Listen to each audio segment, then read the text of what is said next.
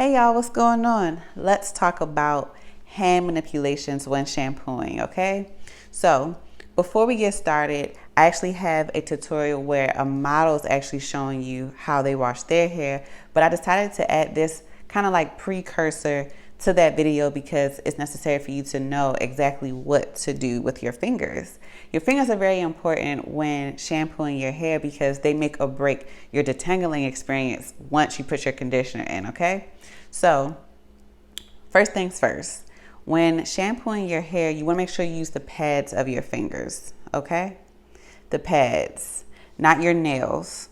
I know so many people want to use their nails because their scalp be itchy or they have so many things in their hair and they just really want to get it up, but use the pads of your fingers. I say that because your nails can actually cause damage to your scalp and it can hurt your scalp. So what you want to do is use the pads of your fingers. If it's still itchy, guess what? Wash it again. Okay? It's just another sign that your hair may still have some buildup on it or some oil on it.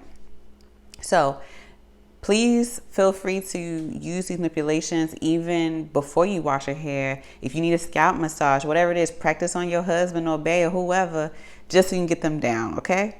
So, like I said, first things first, you're going to use all 10 of your fingers, okay? And instead of going like directly on top of your scalp, let's say your hair is already wet, you are going to push your hair back. Your hair should be fully wet at this moment. You should have shampoo on your hands. You're going to take a good lather and emulsify it. Rub it over your hair. Try to get a good saturation of the shampoo into your hair. The first shampoo is never going to be a full lather anyway because you have the most built up on your first shampoo. But anywho, you're going to take your 10 fingers and you're going to go directly into your scalp right here. So you see how I'm using my thumbs as anchors and the rest of my fingers up here. Okay? So what I'm going to do is go back and forth. This kind of motion. Not this, not this. We're going to go back and forth. This is very important to help with keeping the hair free from tangles. You will have some tangles, but it won't be nowhere near as much if you just follow the rules, okay?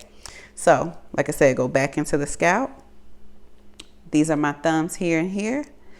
And we are going to go back and forth.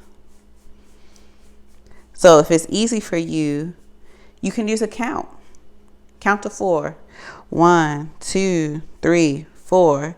And then you're going to pull your fingers out. Okay? Once you pull your fingers out, slide it back down. That part is so crucial because it will help to make sure your strands stay free and stay detangled. Okay? So once again, we're going to go back in.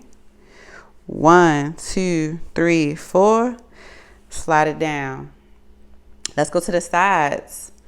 You're going to angle your fingers more towards your face. You're going to go 1, 2, 3, 4. Okay? Pull them back down. Pull that hair back down. It's like a smoothing every single time you pull those hands out. 1, 2, 3, 4. Bring them back down. Then we go to the top. Always use the thumbs as a great way to anchor to help you know where to go. But we're going to cover the whole head. So we're in the back of the head. And we're going to go 1, 2, 3, 4. Pull it out. Smooth it down. 1, 2, 3, 4. Pull it out. Smooth it down.